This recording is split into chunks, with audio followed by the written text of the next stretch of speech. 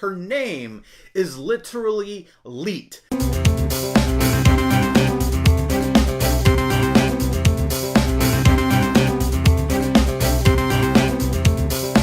Hey geeks, welcome to my channel. I'm Trigalatine, and today I'm talking about the possibility that the future Star Wars stories movies in the Star Wars lineup have been put on hold. Remember, if you like this video, to give it a thumbs up, subscribe, and share it around so others can join in the conversation. Rumors have been circulating that Lucasfilm and Disney have put any plans for future Star Wars stories, not the Star Wars saga like episode 7, 8, and upcoming episode 9, but the side stories, the solo stories that they've been doing kind of in the middle that are exploring some of the smaller elements of the Star Wars galaxy. There's a rumor saying that they've put these on hold because of the disappointing box office reaction to their last film, Solo. But since this rumor started circulating, LucasArts or Lucasfilms, I forget which one it is, have come out and said that these rumors are untrue, that they haven't put these on hold, that they are going forward with future Star Wars stories.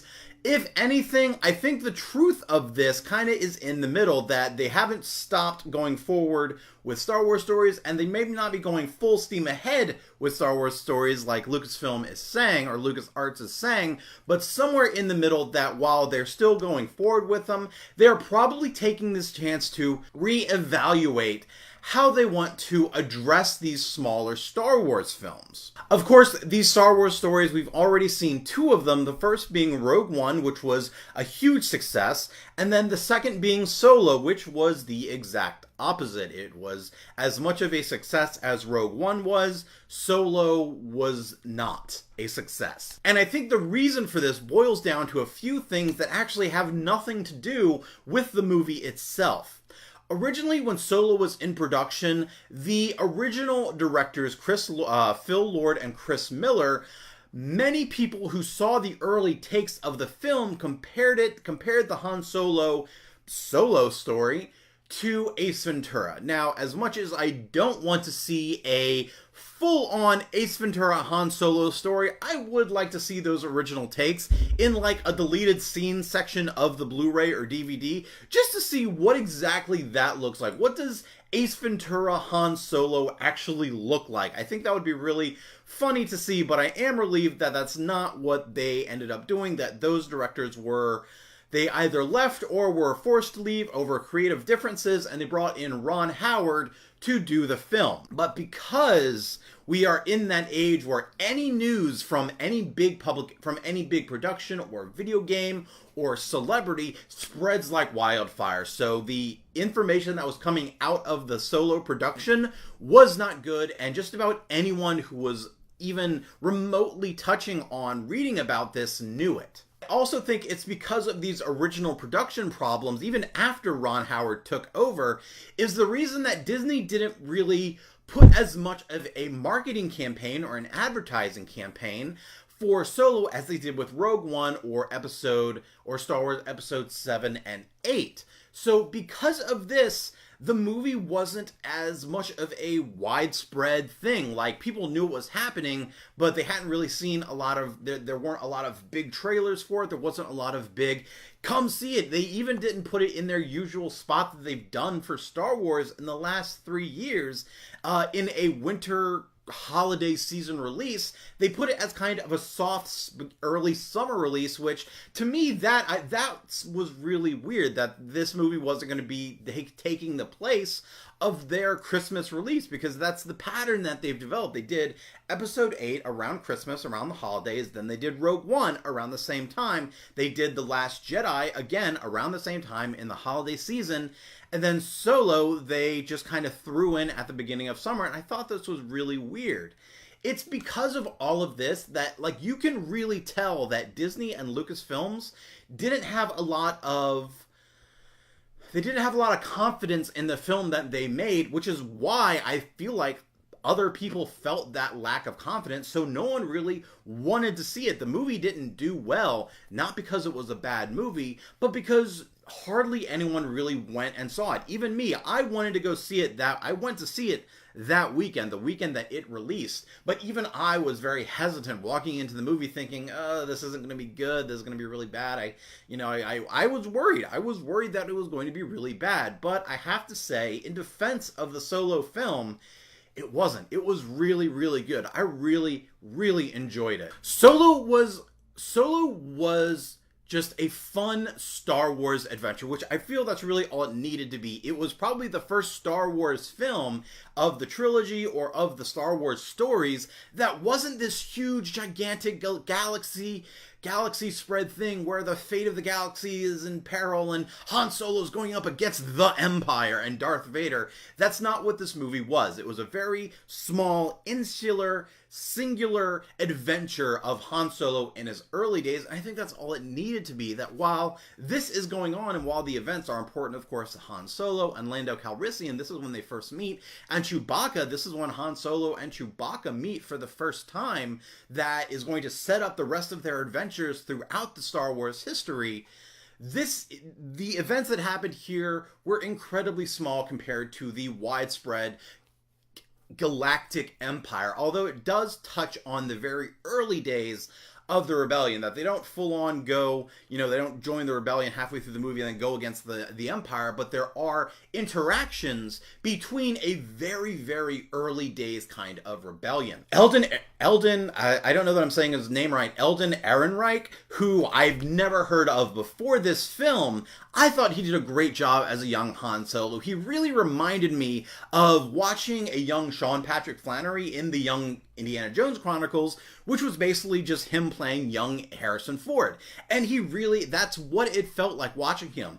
Lando Calrissian, Donald Glover as Lando Calrissian, he nailed it. He could not have been more perfect in the role of a young Lando Calrissian, of a young Billy Dee Williams. I really thought that he was going to do well in the role, but I didn't imagine that he would so perfectly capture just the swagger and the speech pattern and the charm of a young Lando Calrissian, but he did. He nailed it. He nailed every scene that he was in. And then another thing that the Star Wars stories are starting to get into, well, it's not story. This is the second Star Wars story, so it's not officially a trend yet, but it's a forming trend, is they had a droid character who really was one of the best parts of the movie. They did the same thing with Alan Tudyk's droid character in Rogue One, and then they did the same thing with the droid character of L337, which actually when I wrote that name down, L337, I realized her name is literally Leet.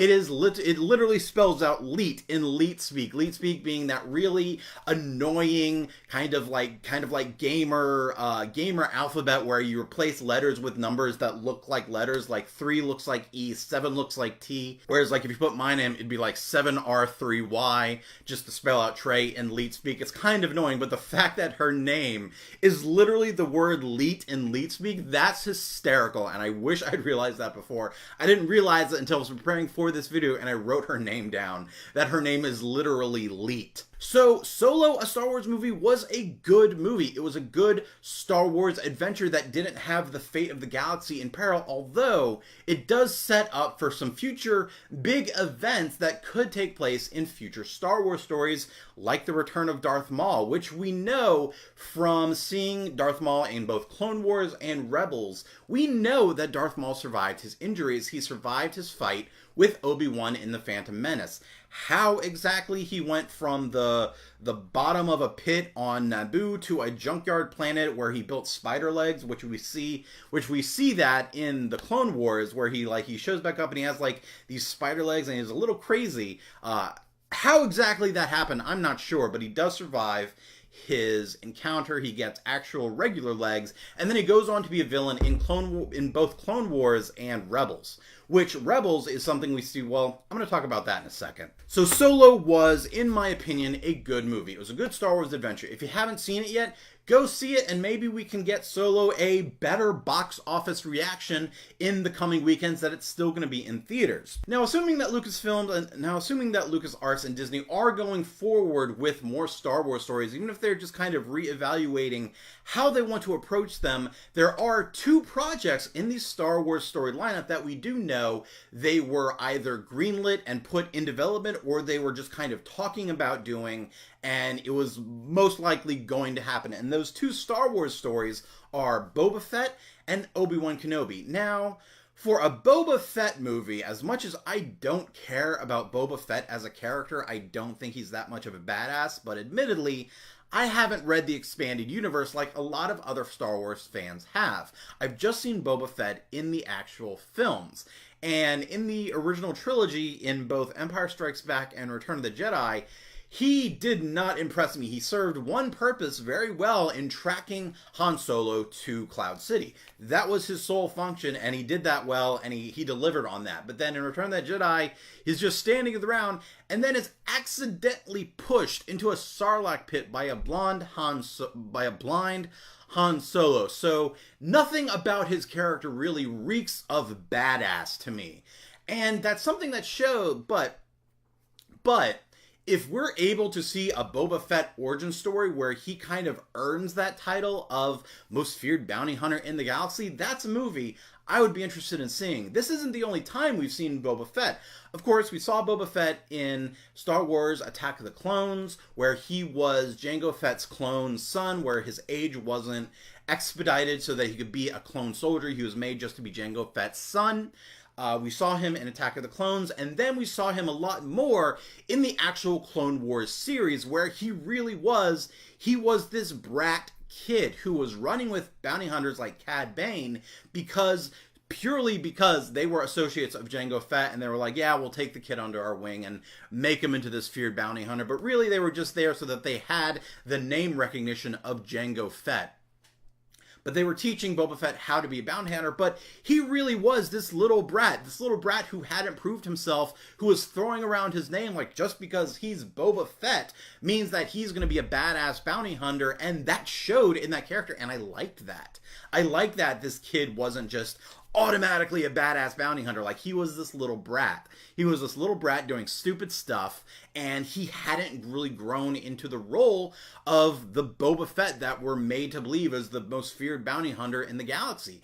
And I would love to see that transition between that little bratty kid and then see him actually earn the role of most feared bounty hunter in the galaxy. If that's what the Boba Fett movie does, I am on board with that. I would love to see that. As for an Obi-Wan movie, that I'm a little more hesitant of. And don't get me wrong, I love Obi-Wan Kenobi. Obi-Wan was probably one of my favorite characters after Han Solo in the original Star Wars trilogy. I loved Obi-Wan. I loved that he was this wise Jedi Master, but he also had a personality. He had he was still a person, and I like that. And then in the prequel trilogy, as bad as it was, Ewan McGregor captured the character of Obi-Wan perfectly. So if they do an origin story of Obi-Wan, or an Obi-Wan movie, I don't know if it'll be an origin story, but an Obi-Wan movie, I would love to see Ewan McGregor take on the role again as an older Obi-Wan. But the problem with that is we've seen practically the entire life of Obi-Wan. Now, we didn't see his birth to his 18 years that he was under the tutelage of Qui-Gon Jinn, but we've seen from the moment that he is a Padawan of Qui-Gon Jinn and meets Anakin to his death. We've seen that entire thing. We've even seen moments that he had on Tatooine when he was basically in self-imposed exile and was just watching Luke. So I have a feeling if they did an Obi-Wan movie, that this is the time period they would be focusing on, is that 20 years that he sat on Tatooine, basically just becoming an old man and stalking this young boy. That would literally be the Star Wars parody that Family Guy did, where the Obi-Wan character was played by the old creepy pedophile, and he was watching Chris like, come over here with those muscly arms. Like, that's what the movie would be. It would just be him watching Luke. But I guess if they do that if they do that scene or that time frame, I suppose there is something they could throw in there, because the only action we know Obi-Wan saw while he was on Tatooine was in Rebels when Darth Maul found him, and they basically had their final confrontation that has been brewing since Phantom Menace, since the Clone Wars, and then finally in the end when Obi-Wan and Darth Maul finally have that final confrontation. And as much as I would have loved to see more action from it, it was a very complete and a very beautiful ending moment between them, where the fight they have literally lasts less than 30 seconds. Like, it is a very quick fight, and it's very complete. It's very final. And they both kind of come to terms with this almost lifelong feud that they have, and they kind of give each other that respect, that even though they're enemies, they've been lifelong enemies, and they have that kind of respect for each other. It was a very beautiful moment in Rebels, and I loved it. It'll probably stay as one of my favorite moments in Star Wars history.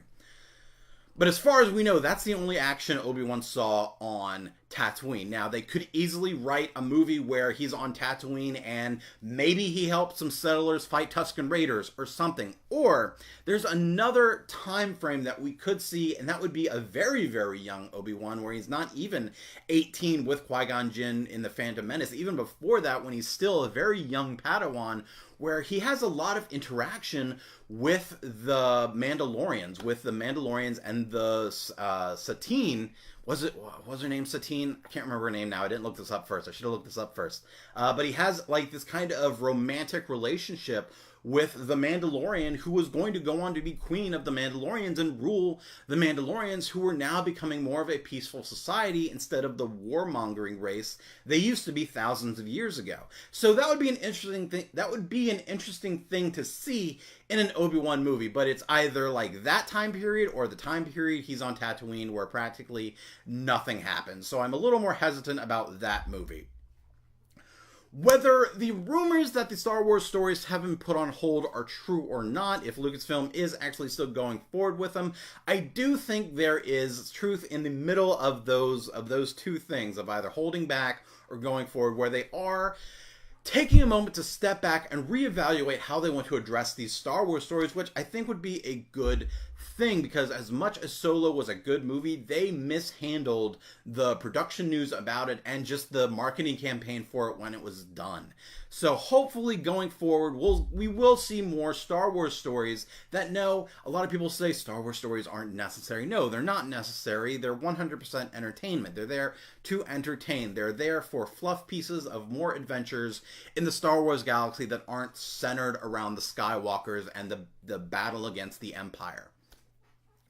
So going forward, I personally would love to see more Star Wars stories. So hopefully they do reevaluate how they want to address these stories and move forward. What do you think about the idea that Star Wars stories are being put on hold? Let me know in the comments, and follow me on all the internets. If you like this video, make sure to give it a thumbs up and share it around so others can join in the conversation.